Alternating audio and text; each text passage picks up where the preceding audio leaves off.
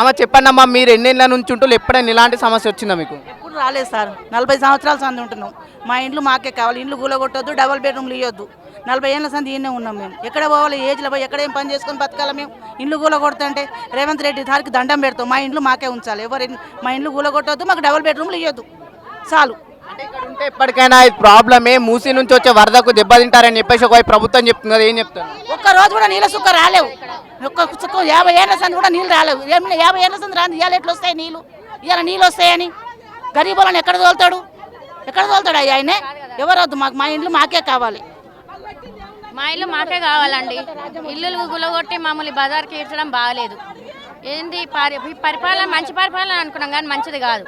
ఇంతకుముందు దొంగల పరిపాలన కేసీఆర్ ఉన్నప్పుడు ఇంత మాకు ఎప్పుడు ఇబ్బంది రాలేదు.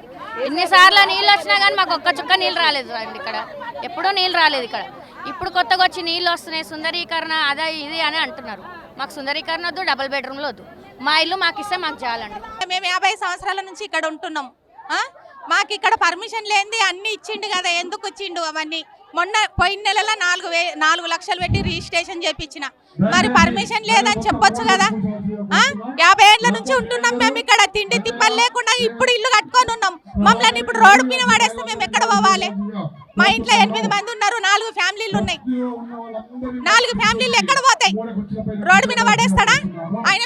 పిల్లలు వచ్చి బెడ్రూమ్లలో ఉంటారా? డబల్ బెడ్రూమ్లలో వాళ్ళు ఉండి చూడమాను. వాళ్ళు ఉండి చూస్తే అది కష్టమేందో వాళ్ళకి తెలుస్తుంది. మేమైతే చచ్చిన పర్వాలేదు, మమ్మల్ని చంపేసి మా ఇంటికెళ్ళి కట్టుకొని పోమని రోడ్డు ఇంతే. మా ఇంట్లో ఎవరు చచ్చినా కానీ కూడా ఆయనదే పేరు. మేము లెటర్ రాసి పెట్టిపోతాం. మా ఇండ్లు మాత్రం మాకే కావాలి. 50 ఏళ్ళ నుంచి ఉంటున్నాం మేము ఇక్కడ, ఎప్పుడు నీళ్లు రాలేదు. పైసా పోగు చేసుకొని అప్పులు చేసుకొని ఇండ్లు కట్టుకొని ఇప్పుడు ఉన్నాం మేము ఇళ్ళల్లో. ఇప్పుడు మనశ్శాంతిగా ఒప్పుకడ తిందామంటే మా నోట్లో వచ్చి మట్టి కొడుతున్నాడు. మేము కొనుక్కున్నాము, మాకు టాక్స్ కడుతున్నాము ఇల్లుకు. ఇల్లు పట్ట చేసుకున్నాము, మాకేం కొనియలే. నువ్వు మీకు అనిచ్చిన ఇంట్లో ఉండలేదు. నువ్వు మా పుణ్యాన నువ్వు గద్ద మీద ఉండి ఇవాళ మమ్మల్ని ఏడిపిస్తున్నావు. నీకేమైతుంది రేవంత్ రెడ్డి? మా తెరువు రాకు. ఏ విధంగా సమస్యలతో మీ దగ్గరకు వస్తూ ఏ విధంగా వాళ్ళకి భరోసా ఇవ్వబోతున్నారు? ఈడ 3 తరాల నుంచి ఉన్నారు. ఇప్పుడు ఆ పెద్ద మనిషిని చూసిరుగా మీరు. 3 తరాలు కొడుకులు మనమన్న పెళ్ళిళ్ళైనాయి. 70 సంవత్సరాల నుంచి ఈడ భక్తురాలు వాళ్ళు. అప్పుడు అంత 70 సంవత్సరాల నుంచి లేని ఆయనకి ఇప్పుడే వచ్చిందా? ఎందుకంటే ఇప్పుడు ఒక్కొక్క ఫ్లోర్లో ఒక అన్నలు ముగ్గురు కట్టుకుంటారు. మరి ముగ్గురికి డబుల్ బెడ్రూమ్లు ఇస్తాడా? ఒక్కొక్క ఫ్లోర్ కట్టుకున్న ఉన్నోళ్ళు కాదు, అంత గరీబోళ్ళు. దాన్ని ఏది చెప్పకుండా, ఒక ఎమ్మెల్యే చెప్పకుండా, ఒక కార్పొరేటర్కి ఎవరికి విచారించకుండా మార్కింగ్ వేసి కూలగొట్టి పోడి, ఇది కరెక్ట్ పద్ధతి కాదు. ఎందుకంటే ఇప్పుడు ఎంతమంది 10,000 మంది కుటుంబాలు ఉన్నాయి. ఇక్కడ 10,000 మందిని రోడ్డు మీకు తెస్తావా? న్యాయం చేయి. ముందు వాళ్ళ కమిటీ పెట్టు, మీ కాంగ్రెస్లో పిలిచి మాట్లాడించి వాళ్ళకి ఏం న్యాయం చేస్తావు? ఎంత ల్యాండ్ అంత ల్యాండ్ ఇస్తావా? అంత కూలగొట్టడానికి కన్స్ట్రక్షన్ కట్టిస్తావా? అది ఏం చెప్తావో చెప్పు. వాళ్ళకి చెప్పినాక కూలగొట్టాలి. కానీ నేను మార్కింగ్ చేస్తా, ఎటుకుడిక నాకు అందా ఉంది డిపార్ట్మెంట్ వెనక ఉందంటే మాకు పబ్లిక్ ఉన్నారు. పబ్లిక్ ముంగట మంచి వాళ్ళు పోయారు. హిట్లర్ పోయిండు, బిల్లాడని పోయిండు, మంచి వాళ్ళు పోయారు. ఇది కరెక్ట్ పద్ధతి కాదు. ఎందుకంటే మంచి పరిపాలన అంటే మంచిగా ఉండాలి. ఇట్లా ఇంత నాశనం చేస్తాడు అనుకుంటే ఊర్లలో వేసారు, ఇక్కడ సిటీలో ఎవరు వేయలే ఆయనకు. ఎందుకంటే వాందొక్కుంటా విందుకు వచ్చి ఇలా సీఎం అయినా అంటుండే. కానీ మంచి పద్ధతి కాదు, అలా ఉసురు మంచిది కాదు.